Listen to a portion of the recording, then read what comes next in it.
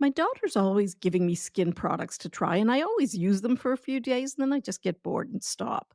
But since I started using OneSkin, and that's today's sponsor, I've been using it twice a day without fail. And I'm not kidding. I've been using it around my eyes and on my face. And within a week, I'm already seeing differences. It's easy to use, and my skin really feels soft, and I think it looks healthier. I'm sure you know this already, but stress, hormone fluctuations, and a lack of sleep can affect your skin. From dry skin to dark spots and acne, your complexion may not be where it used to be, and that's totally normal. However, one skin can really help. I like this company. It's an all women team of scientists, and they've developed a peptide called OS1, and it improves the health of your skin basically from inside out. In other words, it gets to the root of the problem. And as a physician, it's important to me that the benefits have been backed by studies. Now, for the first time, I'm recommending a skincare product to my daughter.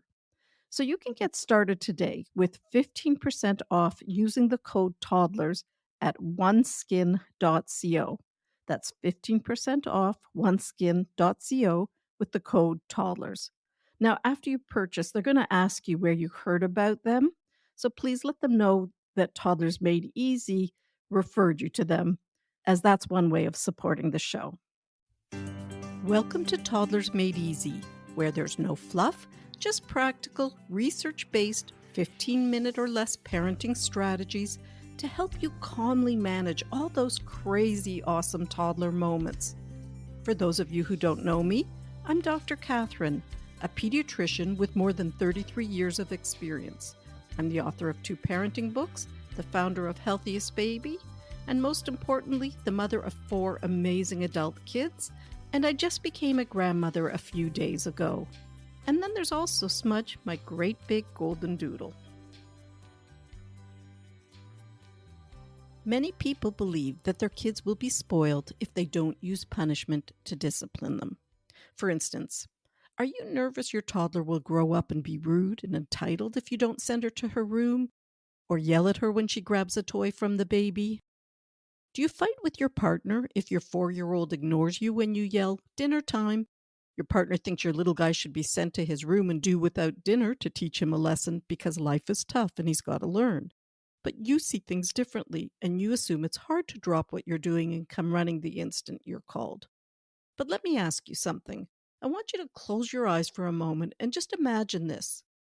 You and your significant other just had a heated disagreement, and he tells you, "Go sit in another room by yourself until you calm down." Now think about it. Would you really emerge from the room saying, "You know what? You're completely right. I need to change"? I don't think so. In fact, it's more likely that you'd feel even more resentful when you step out of the room, and you'd feel bitterness and anger brewing inside. Would this really help strengthen your relationship and inspire you to turn to your partner for support? I don't think so. And the same thing goes for kids. So today we're going to be talking about how fear-based punishment is not needed to raise kind, considerate, respectful kids. Most of us parent the way our parents did. So you've likely been raised with timeout, lectures, and threats, and warnings like, "We're going to turn this car around if you don't stop fighting," or "You won't get any dessert if you don't put your shoes on right this minute." You've likely been told that you grew up just fine with timeouts and yelling and warnings, and maybe you've been warned that without firm punishment, your kids are going to be spoiled or entitled or rude. So, if these are things you've been struggling with or thinking about, you're going to find this episode very helpful because we're going to do a deep dive into the problem with punishments and what to do instead. So, let's start off with the trouble with punishment. Now, before we dig in, though, I just want to acknowledge for a moment parenting is hard. It's hard because it's hard. So please be kind to yourself as we're all learning. It's natural to make mistakes along the way, but the key is to learn from your mistakes and keep moving forward. And of course, apologize when needed. So let's start off by considering the problems with punishment. One of my biggest concerns with punishing a toddler has to do with self-esteem. When we punish a little one, they'll often end up feeling bad about themselves, which can hurt their self-confidence down the road. Punishing a toddler can create fear and trust problems, And being sent to your room and sitting in a room all alone, it really doesn't inspire better behavior. If it did, timeouts wouldn't be needed down the road. Timeouts or yelling or threats, they tend to cause kids to feel angry and to carry a grudge. And the same thing goes with taking away privileges. A toddler will often come out of the room after a timeout and do the exact same thing that landed them there in the first place. Let me share a little scenario with you that one of my patients shared with me in the office last week. This is about 3.5-year-old Jake, and he was playing in the kitchen while his parents were cooking dinner. They told Jake, "Don't touch the dog's food." But Jake didn't listen. He reached for the bowl and he started hiding his Lego in the kibble. His parents saw what he was doing and they sent him to his room. "Go think about why you played with the dog's food after you were told not to touch it." So he went to his room, but he certainly didn't think about why he ignored his parents' request or how to do things differently next time. The moment Jake came out of the room, he went straight back to messing with the dog's food, which ended up with, "Why did you do that?" And he was sent right back to his room, and this time for a longer period. The problem is, toddlers often don't fully grasp the whole cause and effect thing between their actions and the timeout or punishment. So it's important to remember they're still learning. So it's not always easy for them to change their behavior based on a punishment.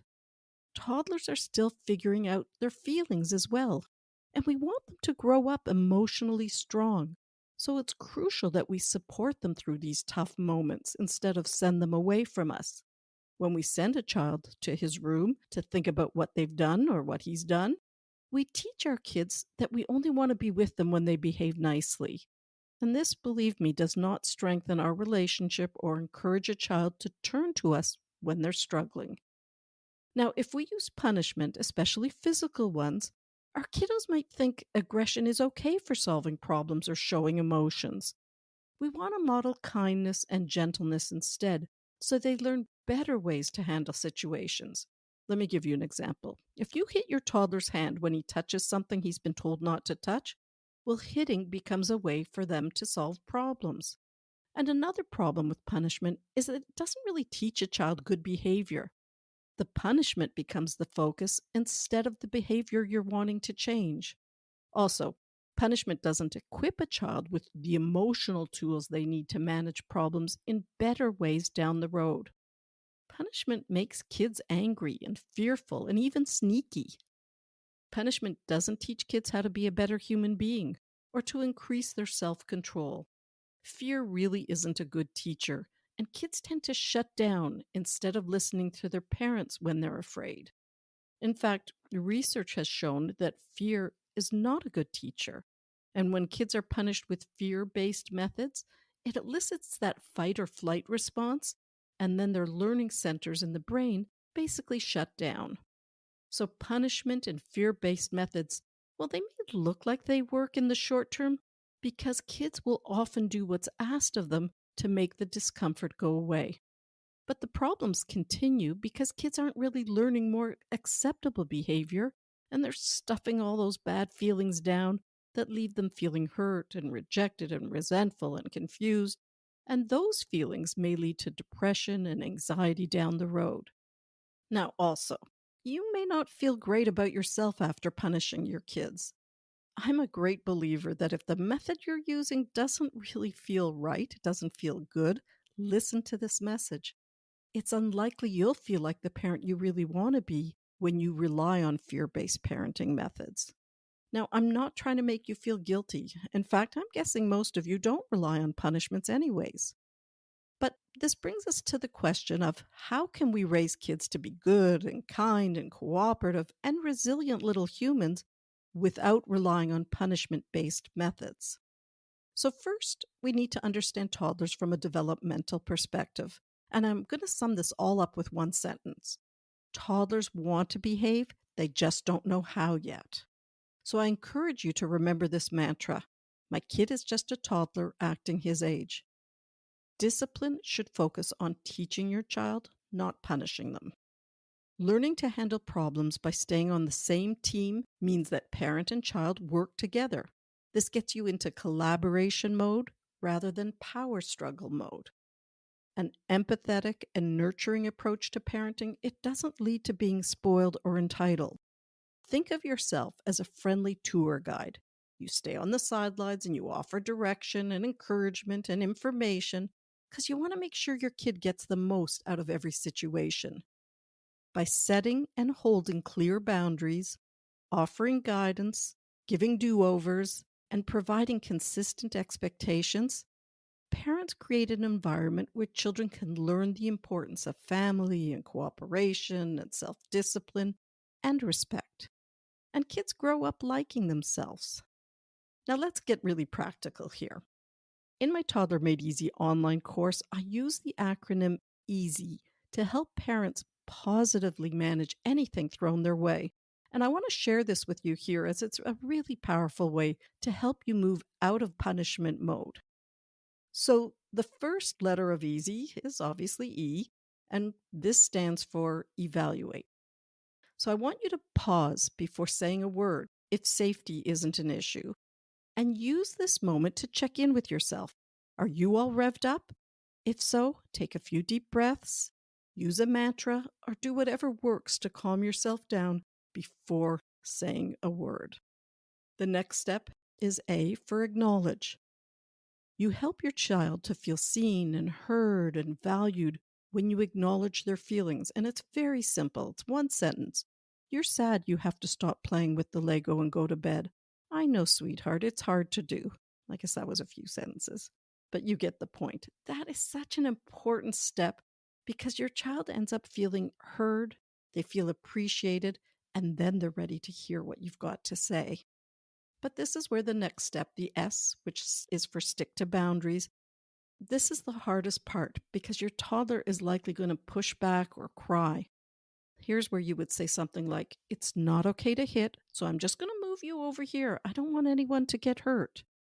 Now, your child may cry and your child may complain, but this is where you need to be tough and hang in because this is what's best for your child, is to learn their limits and what works, what's effective, and what doesn't work. In other words, they're learning good from bad. But this next step helps them also. And that's the why of easy. And why is about moving on to the yes. And that means you find something your child can do. For instance, you can't hit, but you can go outside and throw a ball. This step is really important because it helps children develop optimism. Well, I can't do one thing, there are other things I can do.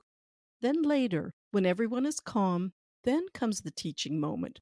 You can give your child a do-over, teach them through play, have a quick chat, or just teach your child other strategies to manage problems or frustration. For instance, you could teach your child to ask, "Can I have a turn?" when they want to play with something another child is playing with. This isn't permissive parenting. Being emotionally supportive and nurturing doesn't make you permissive. You don't avoid limits. You don't ignore bad behavior. You don't give in when your child pushes back. In fact, you learn to set and hold limits with kindness and firmness. You can become the cool, confident family leader. Now, if you're struggling with tricky toddler moments and this approach resonates with you and your parenting goals, check out our online courses, Toddler Made Easy and Potty Training Made Easy. You'll find the links in the show notes. Our courses are designed to make parenting easier. Thank you for listening. I hope you found this helpful. Have a great week and happy parenting.